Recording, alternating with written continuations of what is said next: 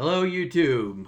Welcome to another episode of Raleigh's Military Transition. This is Rob. How are you doing today? All right, in the previous episode, we were discussing with active duty on how to prepare well in advance for your VA claim. Grabbing all your documentation and getting things ready to talk to a VSO and submit your information to start the VA claims process. Today, we've passed that moment and we are preparing for our VA compensation and pension exam. So without further ado, let's get into this. All right, so preparing for the VA compensation and pension exam is a very intense process, and you got to prep and you got to be ready. And the way you do that is with DBQs. So download DBQs. Understanding DBQs, Disability Benefits Questionnaires, are standardized forms used by the VA to assess the severity of your claim conditions. Prepare for your CMP exam. The questions asked during the compensation and pension exams will be based on the information on the DBQs, so review them will help you prepare. Review them, they will help you prepare. Accessing DBQs. In the description below, I'm going to leave a series of links, and one will be a link to the DBQs. So by downloading and studying the DBQs, you can gain a better understanding of the information the VA will be looking for during the CMP exam, allowing you to be more prepared and ready with your responses. Another great resource is Reddit. Links in the description below. Reddit gives you a lot of community involvement of what went well, what didn't go well, things to look out for when going to that CMP exam. So definitely use this resource and study. They have every condition out on this Reddit page. You click on the condition and it goes into different things regarding those conditions. So definitely use Reddit as a resource. If you like the information I'm providing, don't forget to subscribe, like, and hit the bell notification for future notifications of other videos coming. Useful YouTube resources. These are two. There are many. Combat Craig and VA Claims Insiders is what I was researching the heck out of while I was preparing for my CMP exams. I don't recommend using their services if you're active duty. If you're watching this and you're a vet and you've been out for a while, if you want to use their resources, go for it. I probably still wouldn't recommend it necessarily. I've seen people not use these resources and up their VA percentage with no issues. But if you want to use their resources, just be aware that the first 12 months, they're going to take 10% of what they earned you. So if you went from 30% to 100%, they're going to take 10% of whatever that 70% gave you for the first 12 months. So why do I have them here? They are a great resource because they bring in experts talking about different conditions that you may have. They have things on migraines, they have things on sleep apnea, they have things on acid reflux, they have things on back, skeletal, all types of different things. Make sure that you use those resources. Study. But if you're active duty, don't listen to the whole 3-step process that you need, which is, I forgot what they are, but they will tell you. Basically, do you have an ailment? Is it linked to military service? And how long have you had it, or something like that? It's called a nexus. You, as active duty, don't need nexus because everything that you are filing is service connected. So just keep that in mind. Understanding DBQ questions. Review the DBQ questions carefully. After this slide presentation, I will go over some real world example. Review the DBQ questions. Carefully review the DBQs forms for each of the medical conditions you are claiming, compensation and pension exams. Understand the specific questions that will be asked about your symptoms, functional impairments, and medical history. Prepare answers. Don't go in blind. If you need to do something similar to doing slides, like doing a bullet paper, do a bullet paper. You learned how to do them in your career. You know how to do them. Go ahead and lead to bullets of questions that they might ask you. Think about how you will respond to the DBQ questions. Consider the details you will need to provide to fully answer your questions and support the claim conditions that you are claiming. Anticipate additional questions. The DBQ will walk you right through it, and I'll show you here momentarily. Gather support documentation. So easier said than done. You're going to need those medical records. I would say even your dental records, because there are dental conditions that could get you dental care for the rest of your life, depending on what your conditions are. So collect those relevant medical records. Your service records, why do you need those? You need proof that you went to Afghanistan, Iraq, Jordan, wherever the heck you went for deployments, South America, wherever. You need those medical records, those service records to show that. Plus, they want your 214 if you do have one. Employment records, why would you need that? Maybe the severity of the conditions that you claimed previously, because we're also talking to vets that have been out for a while. Maybe your ailments got worse. So maybe you were rated at 0% when you filed your first claim. If that's the case, but your severities have gotten worse, the 0% on your claim is saying that, yes, we do recognize that this did happen because of service connection, but it's not severe enough to give you compensation. But now you're going in with your medical records that show that, oh, now you're not showing up to work 3 days a week because of migraines, because they're pulsating, they're terrible, you need the lights off, you can't move, you're vomiting, and all types of crazy stuff. So having employment records that show that, hey, his performance has dropped drastically because of his conditions is definitely beneficial. Witness statements and personal statements, they're basically one and the same. It's all about documenting your conditions. So if your medical records aren't beefed up, but you have people in your circle that know that, oh, Rob's out constantly for headaches. He's also complained every time after we eat about his acid reflux and says how bad it is when he gets home at night. There's an example. Another example would be my wife. She said I was snoring and I stopped breathing when I'm asleep. And she said, hey, you might want to get checked out. And that led to my sleep apnea claim.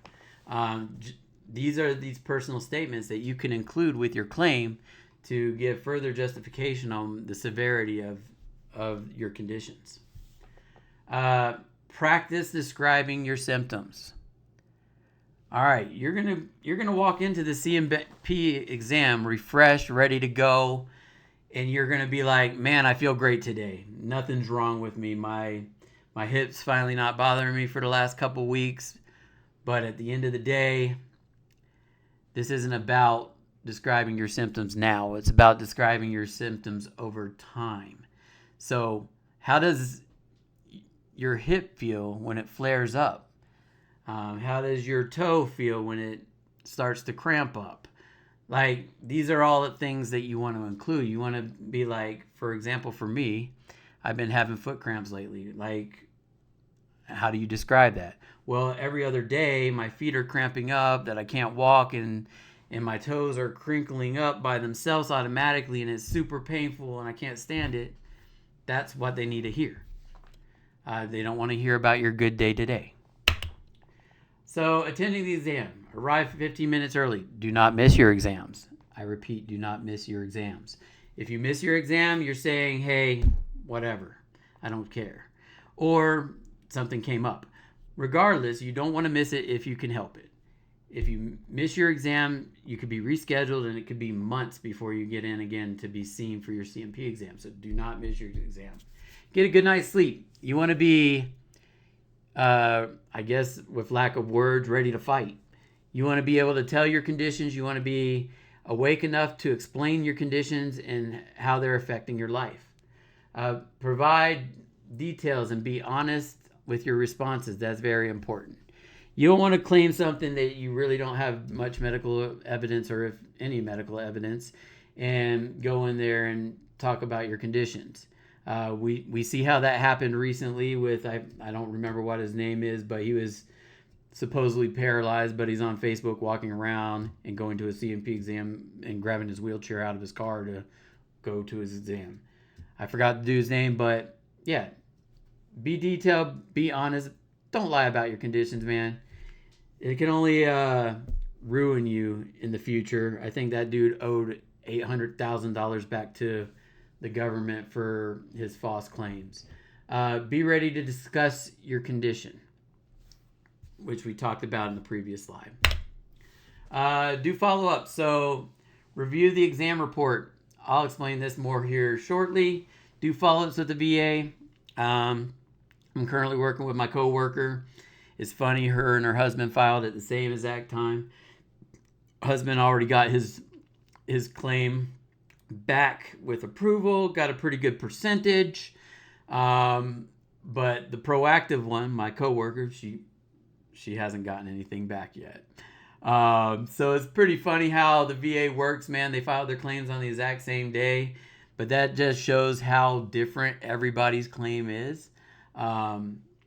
Everyone's got different ailments. No one's going to be exactly the same every single time. So do follow-ups with the VA. Say, hey, what's taking my package so long? Can you give me more detail than what's being provided on the VA website? That's what I would do.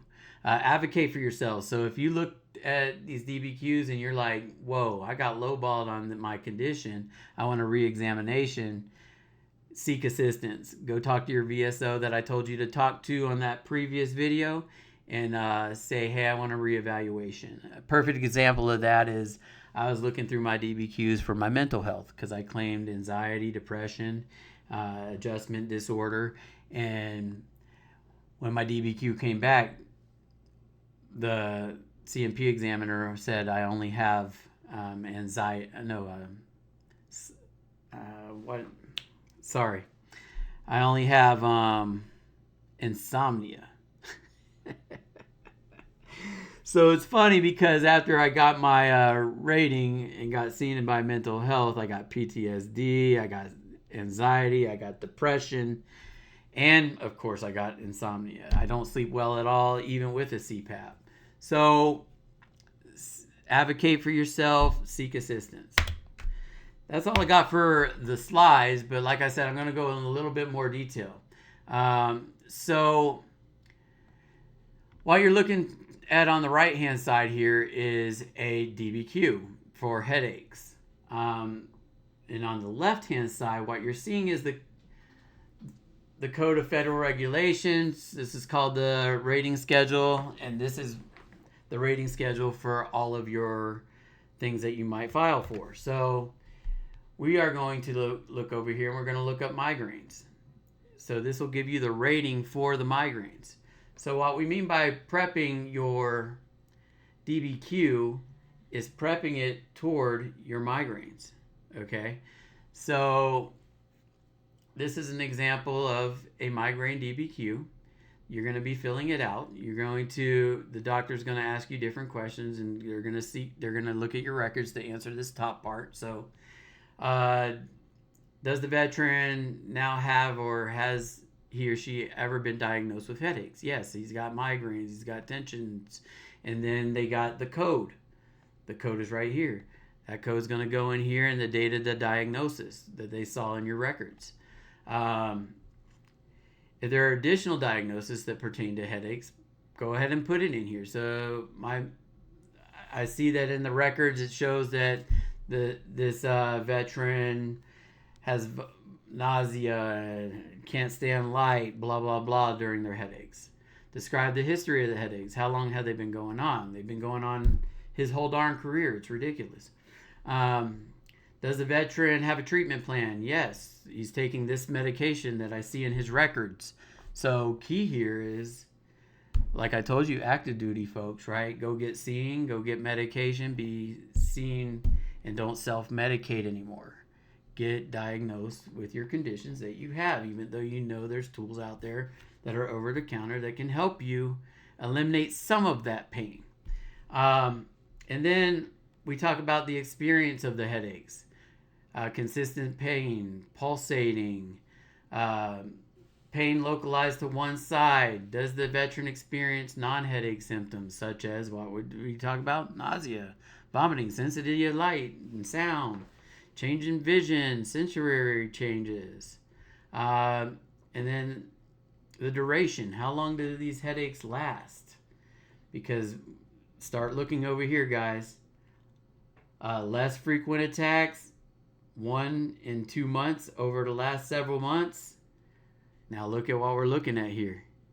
Less than a day, 1 or 2 days, more than 2 days.